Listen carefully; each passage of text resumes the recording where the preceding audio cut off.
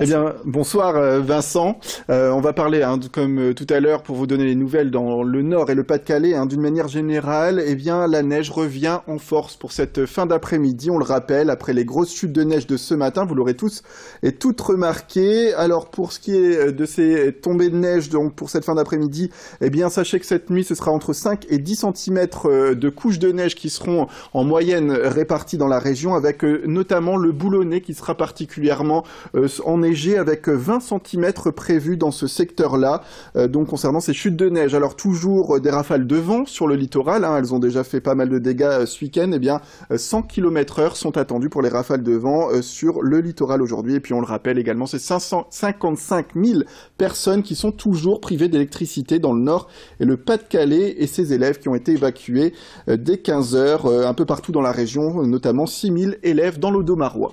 Voilà, donc vous le disiez, est-ce qu'on peut dire que le Pas-de-Calais est plus touché aujourd'hui que le Nord par ces chutes de neige? Oui, tout à fait, Vincent, on peut l'affirmer. D'ailleurs, c'est Météo France qui le signale, avec ce système de vigilance de différentes couleurs. Météo France donc place le Pas-de-Calais en vigilance orange pour ce qui est du vent, de la neige et du verglas depuis ce dimanche 19 h jusqu'à ce lundi à minuit. Eh bien, c'est la vigilance orange qui prime dans le Pas-de-Calais et la vigilance jaune, on le rappelle, pour tout ce qui est inondation et submersion pour le secteur de l'Aa, de Clarence, de la Lau, de la Liane et de la Lys. Alors il va falloir être patient, être prudent si on reprend la route, n'est-ce pas Xavier ?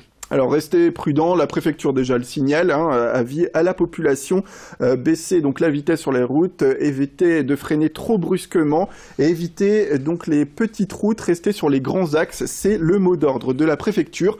Alors concernant la circulation, on peut peut-être faire un point si vous le voulez Vincent sur le côté nord. Alors sur l'A25, eh bien c'est bouché dans le sens Lille-Dunkerque, la circulation est extrêmement difficile. C'est un peu plus simple, un peu plus facile pour tout ce qui est Dunkerque-Lille sur l'A25, où c'est un peu moins compliqué. Dernière information pour le Nord et surtout la métropole lilloise, avis à ceux qui habitent Lille, Villeneuve-d'Ascq, etc.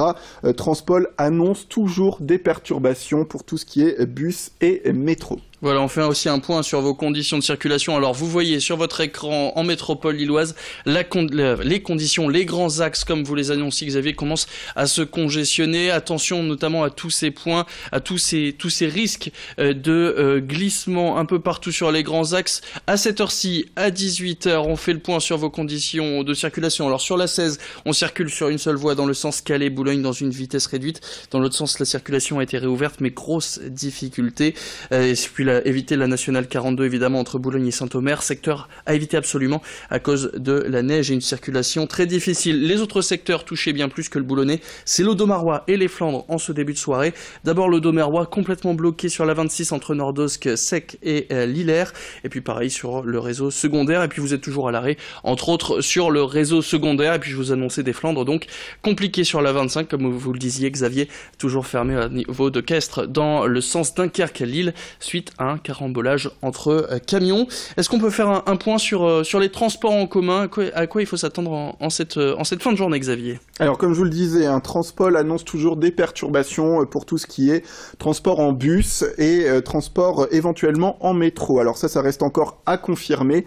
Dernière information, on le répète, c'est le train qui a été donc interdit, la circulation en train pour tout ce qui est ligne entre Hasbrook et Dunkerque. Là aussi, c'est en passe d'être résorbé. Alors toujours au niveau de Dunkerque, des perturbations également, réseau SNCF, Lille-Dunkerque, liaison interrompue, et puis d'autres retards depuis les gares de Saint-Omer, Boulogne et Calais. Là il faut compter à peu près 20 minutes supplémentaires. On a fait le point sur ces coupures EDF, vous le disiez Xavier, donc 55 000, c'est bien ça, 55 000 foyers encore touchés à cette heure-ci. Ouais, c'est Enedis qui nous a donné cette information, 55 000 personnes privées d'électricité aujourd'hui dans le Nord et le Pas-de-Calais, et bien sûr on vous tient au courant concernant les éventuelles augmentations du nombre de foyers touchés, sachant que les chutes de neige, comme on le disait, vont revenir davantage pour cette fin de soirée.